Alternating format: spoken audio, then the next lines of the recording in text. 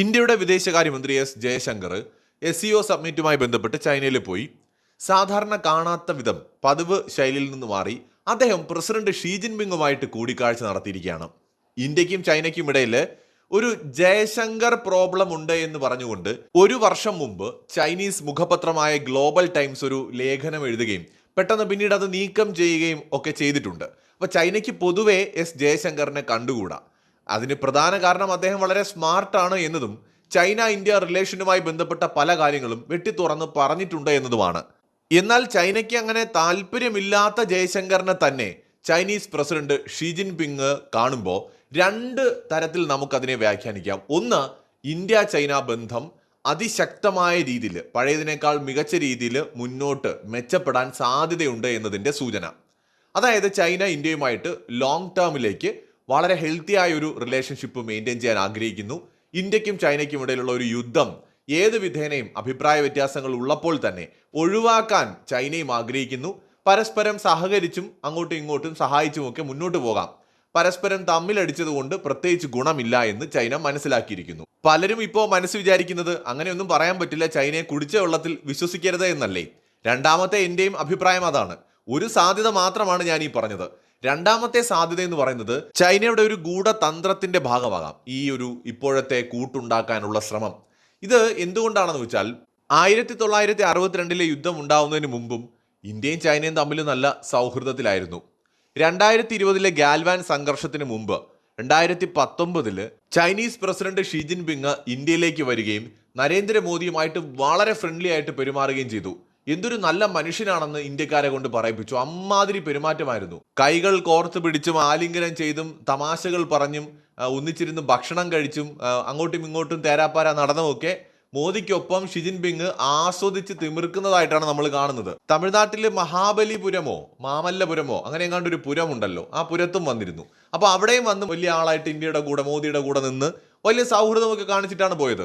ഒരു വർഷം തികയുന്നതിന് മുമ്പാണ് ഗാൽവാൻ സംഘർഷം ഉണ്ടാവുന്നത്. അപ്പോൾ ഇത് ഒഴിവാക്കാൻ കഴിയുമായിരുന്നില്ലേ? പക്ഷെ അത് ചൈന ആഗ്രഹിച്ച് തന്നെ ചെയ്ത കാര്യമാണ്. അപ്പോൾ ഒരു വശത്ത് സൗഹൃദം ഉണ്ടെന്ന് കാണിക്കുകയും മറുവശത്ത് ഇതിൻ്റെ അടിയിൽ കൂടെ പണി തരാൻ ശ്രമിക്കുകയും ചെയ്യുന്നൊരു രീതി ചൈനയ്ക്കുണ്ട്. ചതിയന്മാരാണ്. നമുക്ക് ചൈനയെ വിശ്വസിക്കാൻ ഏറെക്കാലം ഇനിയും വേണ്ടി വരും. ചൈന പ്രൂവ് ചെയ്തേ പറ്റൂ അവർ വിശ്വസിക്കാൻ കൊള്ളാവുന്നവരാണ് എന്ന്.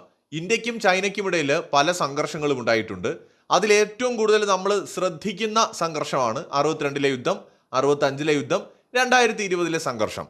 ഈ മൂന്ന് സംഭവങ്ങളിലും ഇന്ത്യ അല്ല അങ്ങോട്ട് പോയി ആക്രമിച്ചത്. 62 ചൈനയാണ് ഇങ്ങോട്ട് ആക്രമിക്കുന്നത്, 65 ചൈനയാണ് ഇങ്ങോട്ട് ആക്രമിക്കുന്നത്. അന്ന് പക്ഷെ തിരിച്ചടിക്കാൻ നമുക്ക് കഴിഞ്ഞു, ചൈന പരാജയപ്പെട്ട് പിന്മാറി. എന്നാൽ 2020 ചൈനയാണ് ഇങ്ങോട്ട് വരുന്നത്, അപ്പോഴും ഇന്ത്യ തിരിച്ചടിച്ചു. അതിനുശേഷം നമുക്കറിയാമല്ലോ, അരുണാചൽ പ്രദേശിൽ ഇന്ത്യക്കും ചൈനയ്ക്കും ഇടയിൽ വലിയൊരു സംഘർഷം നടന്നു. ഒരുപാട് ചൈനീസ് പട്ടാളക്കാർ വൻ സംഘമായിട്ട് ഇന്ത്യൻ അതിർത്തിയിലേക്ക് കടക്കാൻ ശ്രമിച്ചു. ഇന്ത്യൻ ജവാന്മാരെ അടിച്ചോടിച്ചു. വലിയ സംഘർഷമായിരുന്നു. അപ്പോൾ ഇത് എല്ലായ്പ്പോഴും നമ്മളുമായിട്ട് സൗഹൃദം നിലനിർത്തുമ്പോൾ തന്നെ പ്രശ്നം ഉണ്ടാക്കുന്നത് ചൈനയാണ്. ഇപ്പോൾ ജയശങ്കർ ചൈനയിലേക്ക് പോയിട്ടുണ്ട്. അദ്ദേഹം ഷീ ജിൻപിങ്ങിനെ കാണുന്നു. ഓർക്കേണ്ടത് അദ്ദേഹത്തിന്റെ കൗണ്ടർ പാർട്ട് എന്ന് പറയുന്നത് ശരിക്കും നമുക്കറിയാമല്ലോ, അത് അവിടുത്തെ വിദേശകാര്യമന്ത്രിയാണ്. എന്നാൽ വിദേശകാര്യമന്ത്രിയെ കണ്ടതിന് പുറമെയാണ് ഷീ ജിൻപിങ്ങിനെയും കാണുന്നത്, സംസാരിക്കുന്നു. അപ്പോൾ വലിയ പ്രാധാന്യം ഇന്ത്യക്ക് ചൈന കൊടുക്കുന്നു എന്ന് നമുക്ക് തോന്നുകയും ചെയ്യും. പക്ഷെ ഇത് മറ്റൊരു ചതിക്ക് വേണ്ടിയുള്ള തയ്യാറെടുപ്പായി കൂടാ എന്നൊന്നുമില്ല. പ്രത്യേകിച്ച് ചൈന ഇപ്പോൾ വലിയ സമ്മർദ്ദത്തിലാണ്. ഒരു വശത്ത് അമേരിക്കയും ജപ്പാനും ഒക്കെ ചേർന്നുകൊണ്ട് ഫിലിപ്പീൻസിന് ആയുധങ്ങൾ കൊടുക്കുന്നുണ്ട്. പ്രത്യേകിച്ച് ജപ്പാൻ ഫിലിപ്പീൻസിന് ആയുധങ്ങളും മറ്റുമൊക്കെ കൊടുത്ത് അവരെ ശക്തമാക്കുകയാണ്. ജപ്പാൻ തയ്യാറെടുക്കുകയാണ്. അമേരിക്കയ്ക്കും ഇക്കാര്യത്തിൽ ചില ഇൻട്രസ്റ്റ് ഒക്കെ ഉണ്ട്. ഇതോടൊപ്പം തന്നെ ഇന്ത്യ ഫിലിപ്പീൻസിന് ആയുധങ്ങൾ കൊടുക്കുന്നുണ്ട്. അപ്പോൾ ഒരു വശത്ത് ജപ്പാനും ഇപ്പുറത്തായിട്ട് ഫിലിപ്പീൻസും പ്രശ്നമാണ് ചൈനയുമായിട്ട്. അതേ സമയത്ത് തായ്വാൻ പിടിച്ചെടുക്കാൻ ചൈന ആഗ്രഹിക്കുന്നുണ്ട്. അതിന് തടസ്സമായിട്ട് അമേരിക്കയും ജപ്പാനും ഫിലിപ്പീൻസും ഒക്കെ നിൽക്കുകയുമാണ്. അപ്പോൾ ഈ സമയത്ത് ഇന്ത്യയുമായിട്ടുള്ള ബന്ധം ഒന്ന് മെച്ചപ്പെടുത്തിയിട്ട് വേണമെങ്കിൽ തായ്വാനെതിരെ ഒരു ആക്രമണം നടത്താനുള്ള ചൈനയുടെ ഒരു തയ്യാറെടുപ്പിന്റെ ഭാഗമാണോ ഇതെന്നൊന്നും നമുക്ക് പറയാൻ പറ്റില്ല.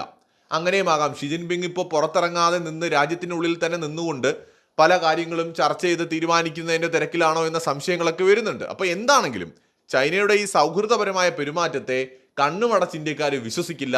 സംശയദൃഷ്ടിയോടെ മാത്രമേ കാണൂ. ആ ഒരു വിശ്വാസം നമുക്ക് തോന്നണമെങ്കിൽ ചൈന ഒരുപാട് കാലം പ്രയത്നിക്കേണ്ടി വരും. അല്ലാതെ ഒരിക്കലും അവർക്ക് നഷ്ടമായ ഇന്ത്യക്കാരുടെ വിശ്വാസം വീണ്ടെടുക്കാൻ കഴിയുകയില്ല. മറ്റൊരു വീഡിയോയുമായി വീണ്ടും വരാം.